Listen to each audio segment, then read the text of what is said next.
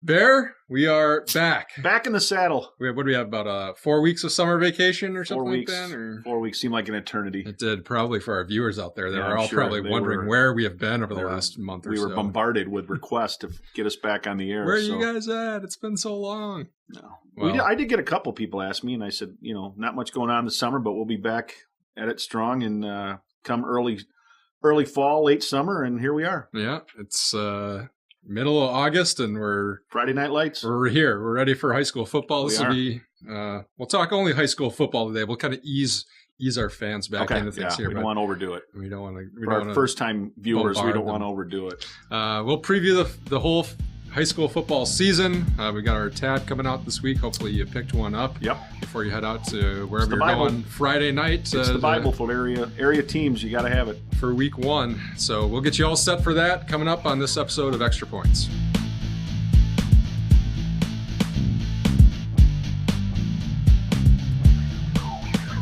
Well, Bear, it seems like it's earlier and earlier every year, and maybe it'll just keep trending that way for a while. But here we are. Middle of August, and it's time for high school football season to begin. Friday night, everybody gets going. Yeah, and when you touched on the earlier and earlier, and I'm gonna kind of allude or talk about that a little bit in the football weekend edition this week, because numbers are down a little bit, and you can blame it on concussions, or you can blame it on maybe kids that are specialized and they're just playing one sport. But for whatever reason, numbers are down, and that's an alarming trend. Yeah, I think it's maybe a little bit of everything. I think it's a combination of everything, yeah. Yeah. Should probably introduce ourselves here. John Barry here. He's Gazette sports writer / high school sports guru extraordinaire. Yes. I'm Gazette sports editor Eric Schmolt. We try to come to you every week now that the high school season's kind of back around. Yep. And bring you whatever the big storylines are coming. We'll also...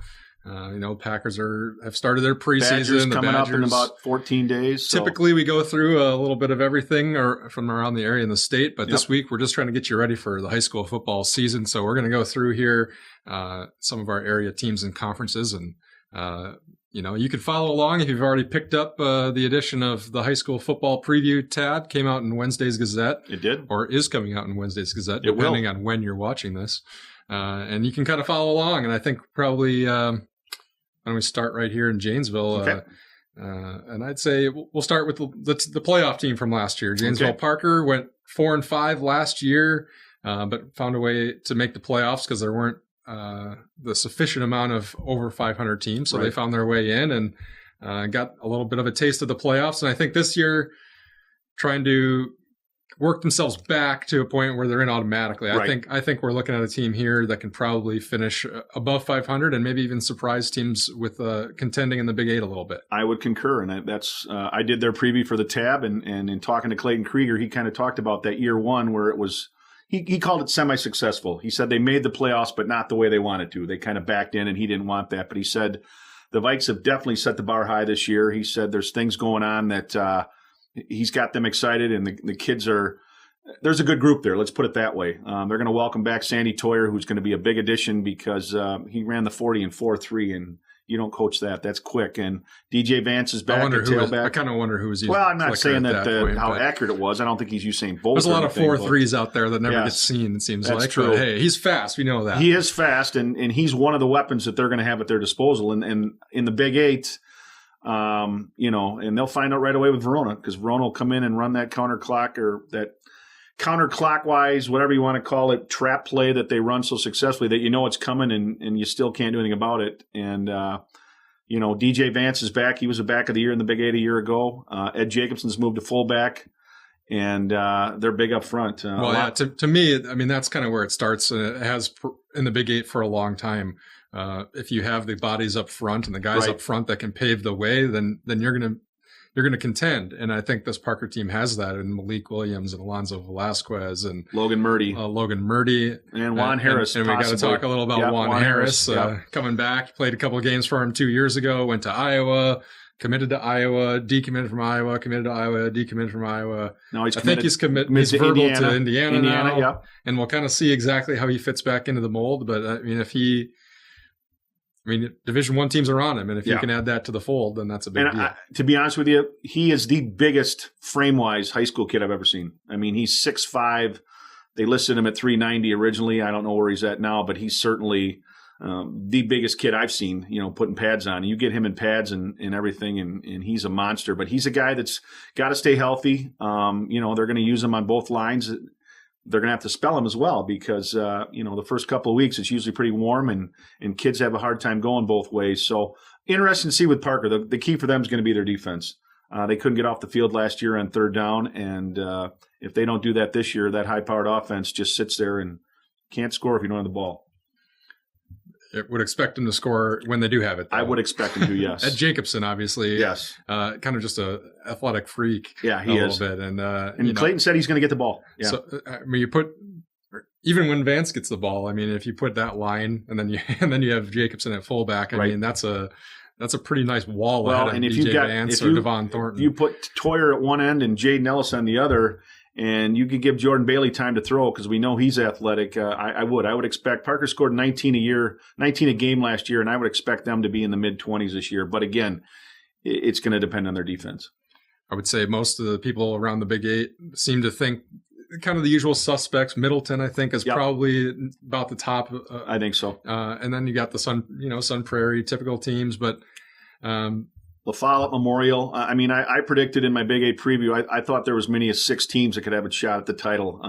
And you included Parker. I did include Parker as a dark horse. I didn't list him as one of the co-favorites, but certainly I think I picked Middleton to win it, but I wouldn't be surprised. And they're going to find out right away. They're at Memorial on Friday night, and then they follow that up with Sun Prairie in week 2. So the Middleton Cardinals are going to know early on if they're legit or if it's going to be somebody else's year, and they're not going to win a third straight title. I would say we both would predict Parker will make the playoffs pretty. I think we both feel confident saying that. Unless things blow up on Friday night against Verona and they're not as good as we thought they were going to be, then it could be a long year. But I would think, again, it's on paper, but on paper they've got talent, but also understand that their scrimmage really didn't go as well as they'd hoped. So scrimmages are tough to really gauge anything because you don't want to show a whole lot because your opponent's going to see that film. So it's hard to say. To me, Janesville Craig is a little more of a wild card. I would agree. Nobody really back on that defense that struggled at times last year. Gave up probably too many points and gotten too many shootouts. But you never know. Maybe this group is better than we think. There's a whole lot of unknowns there. Right. And I think they have the offensive weapons that they will be able to score some points. It'll just be a matter of, kind of similar to Parker. Right. Can they hold their opponents to what they need to win games? And I remember 2 years ago, I think going up to Middleton when Craig, was playing well at that time, but Nick Kramer was forced into a starting role because it's going to escape me now. The quarterback that had a good year, but he got hurt running the option. Shane Ellis? Yeah. Ellis. Okay. Sorry, Shane. And Ben told me at that time, by the time Nick Kramer's done, he's got a chance to be the best quarterback I've had. And he's still sticking to that. Kramer's just a very heady kid, sneaky athletic, but makes good decisions. And he's going to really have to be the key to that offense and not putting them in situations where he can get them into trouble. And I think Nick's going to he'll do a good job of that. And they've also got weapons around them. I know McCormick is very high on DJ Sweeney, who's kind of the fullback, and they're multiple back sets because they like to run kind of options. They've got Urias Williams. They've got some speed. They have some playmakers. Yeah. A tight end, they've got Luke Malminger. Receiver, they've got Noah Berghammer. I mean, these are guys that play multiple sports. Good athletes, just great athletes. Yeah. And a lot of times great athletes translate well onto the field. But that defense, I think it's just sitting down with Ben a little bit, and you just kind of look at the depth chart and you go, okay, I don't recognize any of these names. And it's just going to have to kind of be a work in progress, and we'll see how ready they are on Friday night when they go up and play up in Madison. And I think a lot of it's going to be a lot of the pressure is going to fall on that offense to run clock and control clock and long sustained drives, so that defense isn't put into a lot of pressure right away. And La Follette, a team with Julius Patton back at quarterback, outstanding season a year ago, and their top 2 running backs, so that defense is going to get tested right away. And I think for Craig too, the middle of their season schedule is pretty tough. So you really need to try to get a couple of these games on the road early on if you want to have yourself in position to be vying for a playoff spot late in the season. And, your first game is always usually the biggest improvement you see is from week 1 to week 2. So we'll see how that plays out for Craig. Elsewhere, I would say the big storyline, and we talked about it a lot in the preview, the Rock Valley now going to 10 teams. Parkview and Palmyra are gone to the Trailways Large. So now we've got one 10-team conference, and then we'll see kind of how the Clintons and the Broadhead Judahs, some of those smaller enrollment schools now have to step up and play against the Evansville Albanys and Jeffersons and things like that. And I think the coaches that I talked to Mike Gregory at Edgerton and Jim Mattias at Broadhead Judah, and both of them kind of liked the idea just because, it was so different. Some years the crossovers counted, some years they didn't. It was tough to find non-conference games, and, now you're going to have a true test, a 9-game schedule, no non-conference games, just like the Big Eight. And you're going to see probably the two favorites going head-to-head Friday night, and that's Evansville-Albany at Clinton. And, you talked about Coach Spivak said that they're a little banged up. And I don't want to play Evansville-Albany when I'm banged up. No, not probably at all. Not the ideal first-week matchup. No, not at all. We also have Broadhead Judah and Bigfoot playing. Yep. I mean, that's a rivalry meeting that they're playing right out of the gate. Yep. So that feels a little weird, but here we go. Well, and there is no, let's try to Jim Mattias, and it was dumb on my part for even asking it. I said, how many conference titles did you win in the 8 years you were there? And he basically said to me, he goes, hey, we were in there with Bigfoot. So they didn't win any, but they had a state runner-up, and they were, they made it to the state semifinals twice in his 8 years. So they didn't win their conference, but almost won a state title. And that will just tell you how dominant Bigfoot was for so long in the South. And now it's one league. And everyone knows Evansville-Albany is going to be good. The word is McFarland's got a nice team, but I think East Troy will be okay. But I think really when it comes down to it, it's Evansville-Albany's to lose. I'd be surprised if they don't. They may not run the table, but I'd be surprised if they're not 8-1 or better. They've got a lot of skill guys back. A lot. Zach Milkey at quarterback, Brennan Banks and running back. Giant kids up front. I mean, that defense now has perennially just been very, very good. Yep. So, I mean, I think you're right that Evansville-Albany has to be the favorite. Mm-hmm. To me, the interesting thing will be these South teams. Yeah. And I think this is a good year for them to be coming in, whereas there were some pretty lean years there at Turner and Clinton, right, where if they were stepping up and trying to play these guys, they were over half. They were going to be lucky to win a game. Yeah. That's not the case with any of these 4 teams that are coming in from the South. I think all 4 teams that are coming in from the South are playoff caliber football teams. I agree. And I think Broadhead Judah is going to be a team that people need to keep an eye on because they bring back an all-conference quarterback in Schmidt. And then, Mattias said that kid is he's legit. And he said, we've got some other kids around him that I'm happy with. And he was really pleased with their scrimmage. So, again, Broadhead Judah, Bigfoot. Bigfoot's owned that series. But I would expect Broadhead Judah to probably get a win on Friday night.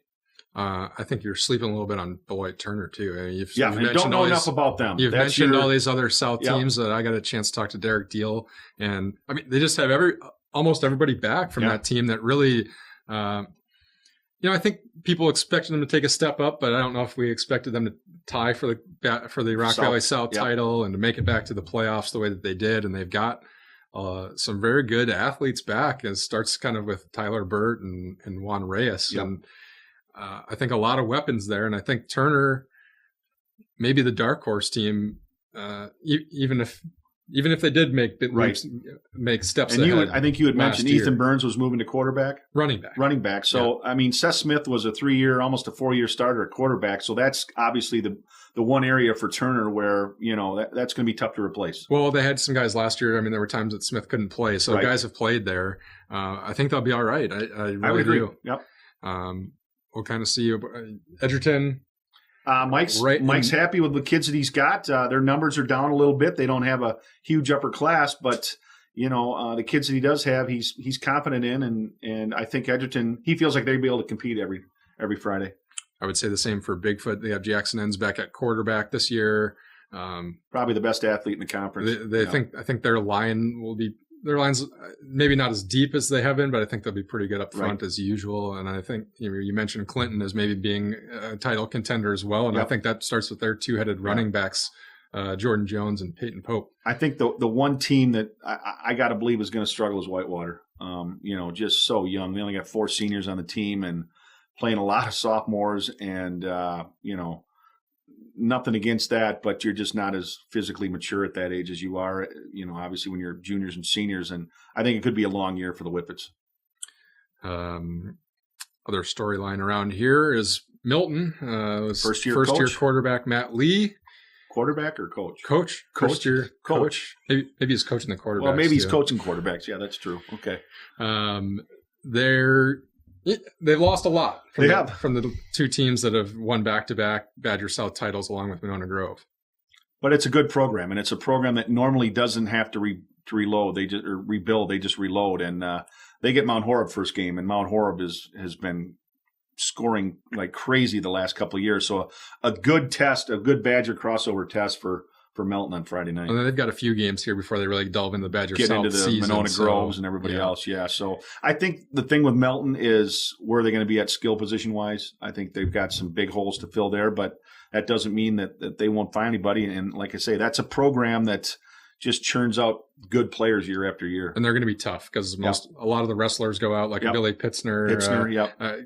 Guys, they're not going to back down from anybody once they get out on that football field. Mm-hmm. And I think the other thing with the Badger South is I think Monona Grove obviously is always going to be there as a favorite. But the Badger South isn't very deep this year, so Oregon, Stoughton, you gotta like Milton's chances pretty much every week. At least I like their chances to get to the playoffs. I like their chances to be in just about any game. I would agree. Playing. Yep. Yeah, then in the Southern Lakes, the most wide open. I think the most wide open conference because there's Waterford's going to be good. Badger's obviously going to be good after getting the state semis last year. Union Grove's got a nice team. Delavan's got the weapons, as many weapons, offensively as anybody. We have, and probably with Jake Benzing and Cesars, two of the best playmakers in that conference. It's going to be, I think Delavan's really that team that they're always kind of intriguing because they've had these guys for the last couple of years. And it's really just, can they hold teams down enough to where they're not having to score every single possession? Exactly. Yep. And talking to Brett St. Arnold, he's focused on that defense. He's coached the offense more these last couple of years, and he said, "Hey, it doesn't really matter if we could score 40 points a game, but if we're giving up 41, that doesn't matter." So he has switched his focus, and he's coaching the defense this year. And I think that could have a really big impact. He's a young head coach. But the kids really seem to buy fiery. into. He's fiery, and he's gained the respect of that program and those kids. And I think each year Delavan at least fundamentally gets stronger. They don't make the silly mistakes that a lot of times in the past you'd see them make. And I think that's a sign of maturity as a team and really as Brett as a head coach. And I think it doesn't sound like a big feat if you hold teams to 21 points a game or something like that. Right. But even if they did that, I would probably like their chances because this offense should be able to put up points. Yes, definitely. Like you said, Badger made it all the way to the state semis. One win away from going to state last year, and they lost some. They lost Tyler Vandeveld, who's a really good running back. Right. But that's another program that it's very entrenched, and they don't really miss a beat. He does a great job, and all the credit last year he gave to those kids, and he said, these kids, even when we were down 14-0 one game, he said they just didn't panic, and he said because of that, we were able to get through the choppy waters into calmer seas, and that's what they did. And playoffs, they played their best football, and really were maybe one drive away from playing for a state title. So, they're going to be good. And the Elks certainly, are going to be able to compete. I don't think there's any question about that either. They did last year. Yeah. They were in a lot of close games. Just didn't really get it done in the fourth quarter. No. Tom Lee's been there long enough to know exactly what that program needs to do. And they run the ball down your throat and eat up clock. And I think we'll expect to see the same. And if you make a couple of those plays in the fourth quarter and instead of being on the other end of that, then all of a sudden you're right there again in the playoff mix. Well, let's go through Big 8. I like Middleton. Can I take the field? No. Or do I have to pick got to pick somebody. Give me Memorial. Madison Memorial, okay. Rock Valley, I'm sticking with Evansville Albany.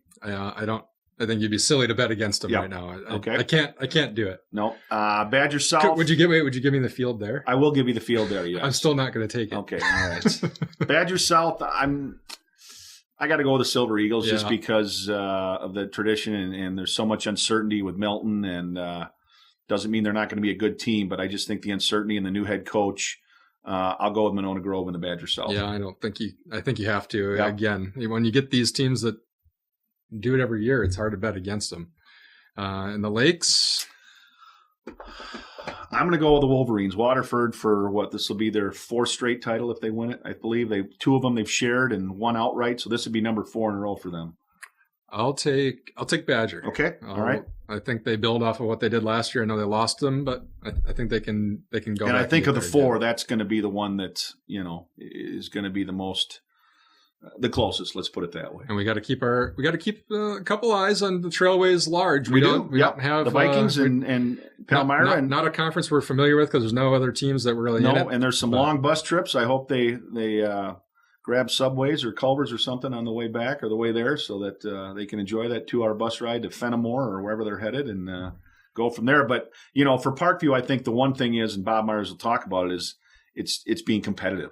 Just being in games where you're not down big at half against a good Evansville team or something like that, where you can get kids confidence, and the younger kids keep interest in the program. That was the biggest problem. Is you get beat so badly week in and week out, the 7th, 8th, 9th graders don't want to come out, and that's where the realignment should help. I think it's already helped. They've got some of those basketball players out that maybe weren't ever thinking about football before. So I think they should be in the mix. I think in that conference again this year. I don't know. We don't know a ton about them. I don't know anything about the Trailways. They won 3 games last year in the Rock. I mean, so I think they go there and get some. And I hope wins. they do, because that.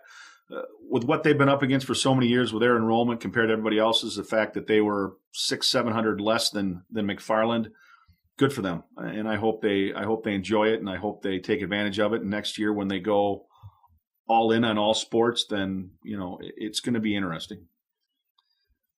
I think that's probably it. Yeah, I don't have much more. We'll be here every week trying to break down some of the big matchups. We talked about some of the big ones right away this week. There are no more weird non-conference. Get your feet wet. And, it's kind of nice. You're going. You're getting there, especially in the Rock and Big 8, where you don't have to chase down somebody that went to River Valley to play a game or something. So. What do you guys want to see on the show? You can let us know as we... Please do. And send in your memorabilia so we don't have to look at the 1996 Cold directory for Janesville. We probably could clean this space up a little bit for our viewers. But let us know if there's anything else that's on your mind or anything you want to see. You can email us at sports@gazetteextra.com or find Bear or I on Twitter. You can also follow along. We'll be tweeting throughout games to kind of keep you posted on scores this year. I'll be at Evansville, Albany at Turner, and you'll be at Janesville, Parker, and Verona, right? That's right. Okay. You can find us on YouTube or iTunes and leave a comment there if you want. Any number of ways you can find a way to get a hold of us. Feel free. You can call Bear on a cell phone if you can find his number. There's plenty of people around here that have it. Yes, so call it. Text me. Snapchat.